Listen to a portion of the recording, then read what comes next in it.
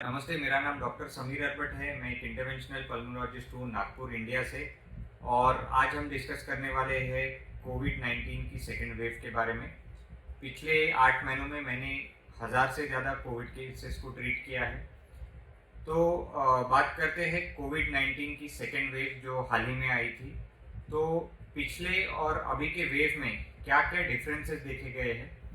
तो पहली जो कोविड-19 की वेव आई थी कुछ अगस्त 2020 में, उस समय हमारी कोविड को लेके तैयारी बहुत ही कम थी। हमें कुछ भी जानकारी नहीं थी कि कौन सी दवाइयाँ इस पे बेहतर काम करती है, कौन सी जांचें इसके लिए बेहतर है। उसके मुकाबले जो सेकेंड वेव है उस समय हमको काफ़ी अच्छी जानकारी थी कि पेशेंट के लिए कौन सी दवाई बेहतर रहेगी। इसी के साथ में 2019 में जब कोविड-19 की फर्स्ट वेव आई थी, उस समय ऐसा देखा गया था कि जो बुजुर्ग लोग हैं जिनकी उम्र 60 या 65 से ज़्यादा है, उनको कोविड-19 ज़्यादा सीवियर या ज़्यादा तीव्र गति से हो रहा था। और जो यंग लोग हैं उनको कोविड-19 थोड़ा माइल्ड या मॉडरेट हो रहा था।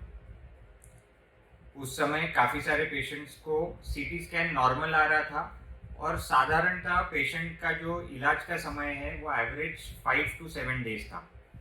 सेकेंड वेव में ये देखा गया है कि ना सिर्फ बुजुर्ग लोगों को पर युवा पीढ़ी में भी कोविड-19 के जो लक्षण थे वो मॉडरेट टू सीवियर देखे जा रहे थे।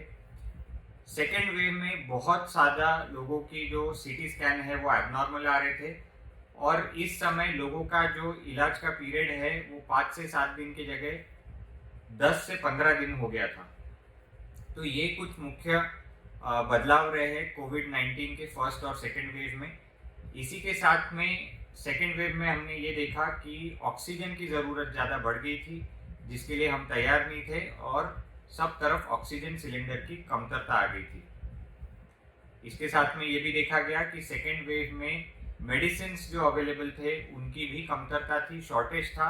इसलिए कुछ मेडिसिन जो है जैसे रेमडेसिविर या बाकी बायोलॉजिकल्स वो मार्केट में अवेलेबल नहीं थे। तो ये मुख्य बदलाव है जो हमने कोविड-19 की पहली और दूसरी वेव में देखा है। इसके साथ में ये भी जानकारी पता चली है कि जो सरफेस स्प्रेड है, पहले जो लोगों को बहुत ज़्यादा डर था कि शायद आपके टेबल पे या आपकी चेयर पे कोविड का वायरस रह सकता है, उसके लिए बहुत ज़्यादा डिसइंफेक्शन किया जा रहा था। तो अभी जानकारी ये है कि इसके ज़रिए फैलने वाला जो कोविड है वो बहुत ही कम है, नहीं के बराबर है। मुख्य जो कोविड फैलने का ज़रिया है वो है आपके खांसने या छींकने से।